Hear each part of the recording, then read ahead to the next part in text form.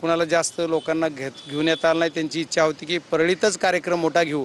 मी म्हणलं परळीत नंतर घेऊ, अगोदर एकदा प्राथमिक स्वरूपात तुमचा प्रवेश करून घ्या आणि त्याच्यानंतर ते रात्री निघून आज इथं सकाळी 9 वाजताच बोलवलेलं त्यांचा 9 वाजता प्रवेश झालेला आहे। त्याच्यामुळे त्यांनी पक्षामध्ये त्यांचं वेलकम तर आम्ही केलंच। साहेबांनी स्वतः प्रवेश दिला आहे आणि पक्षामध्ये त्यांनी काम करून पक्षवाढीसाठी त्यांनी महत्त्वाची कामगिरी करतील आणि पक्षाची ताकद आणखी त्या परळी शहरामध्ये वाढवतील असा आम्हाला विश्वास आहे। त्याचबरोबर आता आमचे राजेश फड यांना सुद्धा प्रदेशची जबाबदारी दिलेली आहे।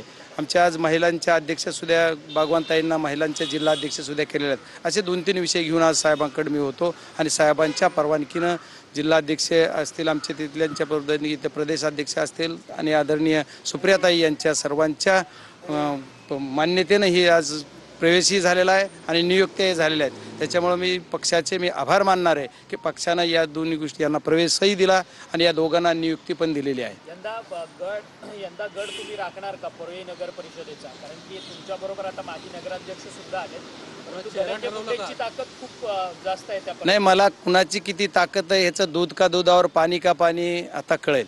कारण जी ती परिस्थिती असती, ज्यावेळेस जी झालं ते झालं, त्याच्यात विधानसभेच्या वेळेची काही जबाबदारी माझी पण आहे की जिथं माझी चुकच झाली असं मी समजेल। त्याच्यामुळे हा विषय आता डबल बोलायसारखा नाही, पण विधानसभेचा विषय ठीक आहे, पण दिवा विजताना मोठा होऊन विजतो।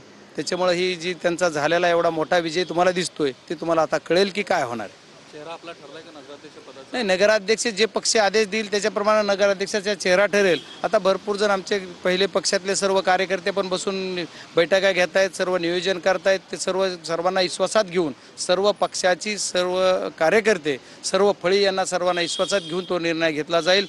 पक्षाला तशी आम्ही विनंती करू की या 5-10 लोकांना आम्ही प्रवेश द्यायसाठी मागणी केलेली, त्याच्याप्रमाणे तुम्ही यांना प्रवेश दिला आणि आता तिकीट देण्यासाठी आम्ही पक्षाला मागणी करू। ते पक्ष जो निर्णय घेईल त्याच्या तो उमेदवार म्हणून येईल पुढे। उमेदवारी अर्ज भरायला खरं तर आजपासून नाही, आजपासून सुरुवात आहे, पण आणखी पक्षाचा तसा उमेदवार आज तरी ठरला नाही, आत्ताच्या क्षणात तरी। आणि आज संध्याकाळी उद्या आम्ही परळीत जाऊन तिथं त्याचं सर्वांचा समवेत बसून चर्चा करू।